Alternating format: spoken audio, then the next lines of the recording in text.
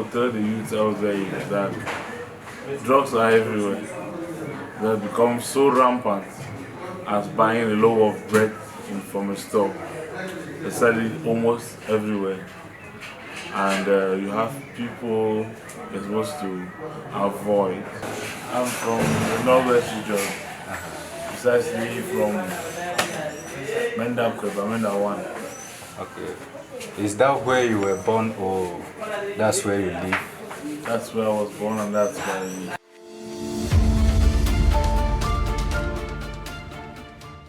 How old were you when you started taking drugs? I was barely 16 years old. And if I may ask, how old are you now? I'm 36. So you've been taking drugs for 20 years. Wow. So what drugs have you been taking for this length of time? I've been taking alcohol, cigarettes, tramadol, Indian hemp, Thailand, which is called morphine. The common name is Thailand, and then crack. Okay. So, on average, how much do you say you spend in a day on drugs? 20,000. 20,000. Minimum. Minimum 20,000 in a day. So, with this kind of expenditure, how did you come to get? How did you get the money? I work one. Two, I get to extort people. Something I'm not proud of saying it. Of course, I understand. Yes, but I get to extort people, friends, family, relatives, and colleagues. Do you have a family? Yes, I do. Everybody does have one.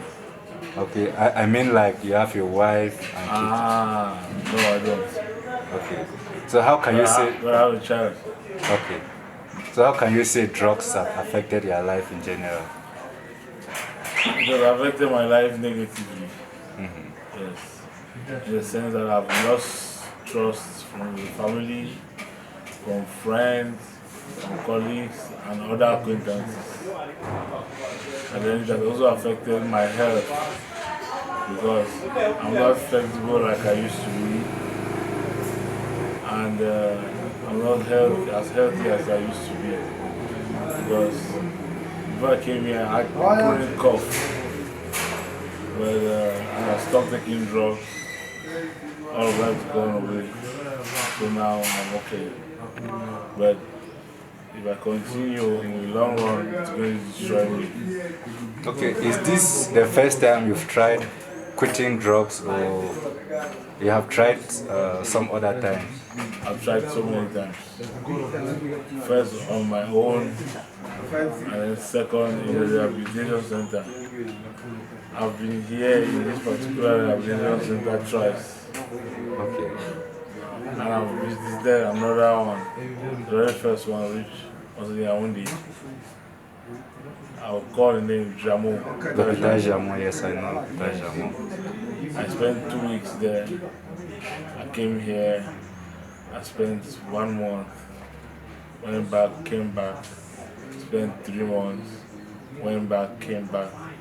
I'm on 7 months now. You have been here for 7 months now. in this same place. Yes. And how do you plan to live your life when you leave this place? The environment in which you find yourself affects you.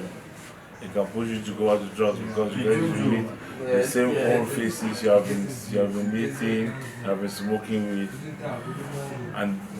But what I intend to do is I cannot quit or live where I rest for now because it is closest to my job site. And what I can do is I can avoid such friends that used to push me to taking drugs and then change my mindset because even here in the rehab, it's not the drugs that they give to us or the detoxification that they do that will change one from smoking drugs.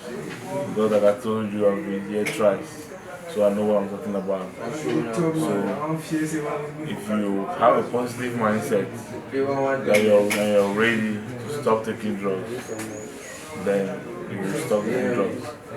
But if you have not changed that mentality, then you go back to the same old shit. Okay, you earlier said you started taking drugs at the age of 16. What can you say was the cause, or what happened that you started taking drugs at that young age? And about your childhood, did it contribute to your drugs, your taking drugs at that young age? Okay, I will start by answering the first question.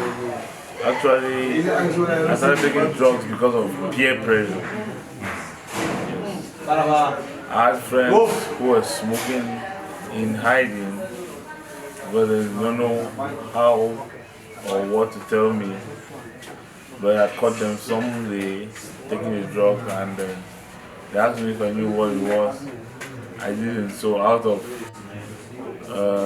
Ignorance and pressure. yes, I was very inquisitive. I wanted to discover what it is I'm taking.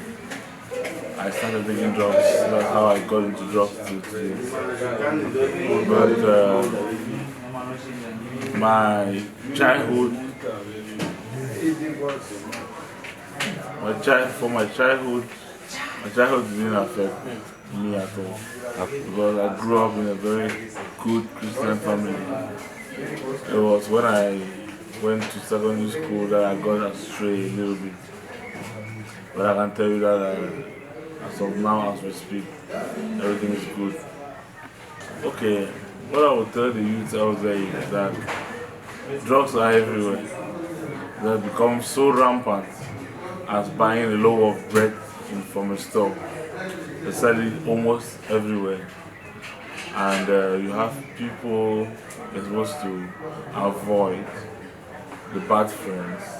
Because amongst your friends, I'm sure you can choose from among the list those who are good, of good influence to you, and those who have bad influence to you. So if you can avoid bad friends, you keep away from bad company, then you will really avoid drugs. Because the origin is always peer pressure. I can assure you that. Nobody just wakes up in a day and decides to smoke drugs. Yeah, but when you get to know friends who consume the drugs, that's how they'll lure you into taking drugs. And before you know it, you find yourself to become a junkie. So I can, my plea to my peers out there is that drugs are not good. There's no one at all. From the list I gave earlier, there's no one at all which is good.